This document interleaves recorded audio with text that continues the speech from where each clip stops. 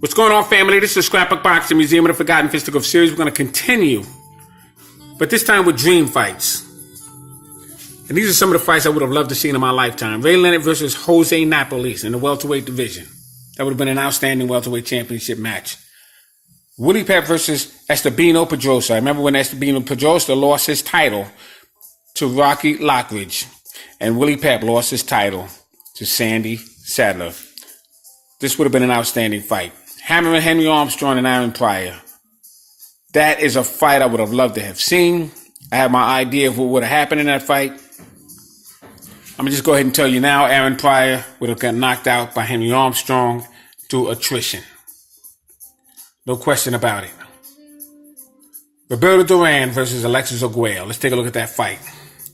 Alexis Arguello was born April 19th, 1952, Nicaragua. He died July 1st, 2009 in Nicaragua. He stood 5 foot 10 inches and weighed 118, 143 pounds. He was managed by Bill Miller, and he managed himself.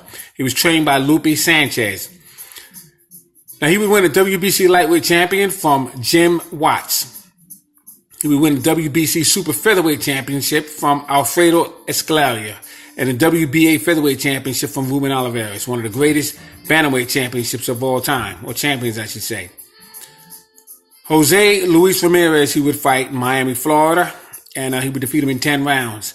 He would face Lionel Hernandez. Cornelius Boza Edwards in Atlantic City in 8 rounds. I was at that fight. He knocked him out in 8 rounds. He would fight Rafael Bazooka Limon in Madison Square Garden. I was at that fight. He knocked him out in 11 rounds. It was an outstanding fight between Bazooka Limon and Alexis Arguello. He would face Ray Boom Boom Mancini, and he would knock him out in 14 rounds.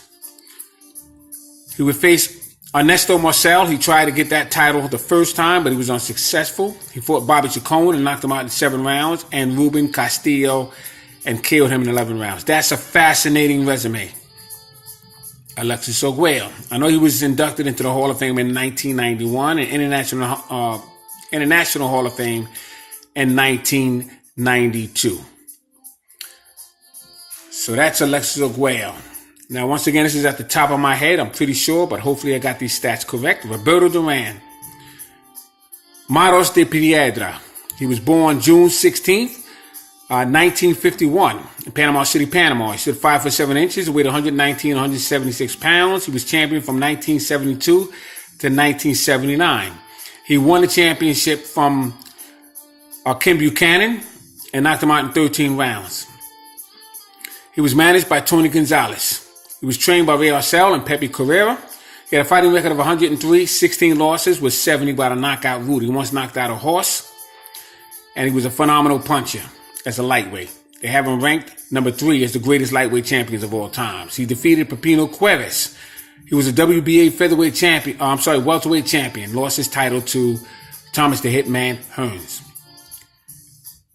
He would defeat Iran the Blade Barkley for the WBC middleweight championship of the world. Iran Barkley took the title away from Thomas the Hitman Hearns when he knocked him out. Atlantic City, I was at that fight. I was also at the fight of Roberto Duran and Iran the Blade Barkley. He would face Davey Moore for the WBA Junior Middleweight Championship strap in Madison Square Garden. He knocked him out in 8 rounds. That was on his birthday. I was at that fight as well. 8 rows in. He fought Esteban de Jesus. Fought him twice. He lost him in 10 rounds and lost his lightweight strap, and knocked him out in 11 rounds and got his strap back. He would fight Sal Mamby, who was a WBC junior welterweight champion. He fought Sugar Ray Leonard in 1980, once in New Orleans and once in Montreal. He took the title away and became a welterweight champion, and he lost the title to Sugar Ray Leonard. Then he fought him again for the super middleweight championship strap, and he lost that opportunity. He would face William Joppy for the WBA middleweight championship strap, and he would come up short. He would fight Hector Camacho twice, and he would lose. He would get knocked out by Thomas the Hitman Hearns in 2 rounds. And that would be for the junior middleweight championship strap, I believe. Marvelous Marvin Hagler, undisputed middleweight championship strap, and he came up short in 15 rounds. So let's take a look at both of these fighters. Pretty simple. Roberto Duran would have knocked out Alexis Arguello. from lightweight up. From lightweight down, I don't know. I think Alexis Aguayo may have had him because Alexis Aguayo used to be a southpaw. He was converted. He had an outstanding left hand, outstanding jab because he was originally a southpaw.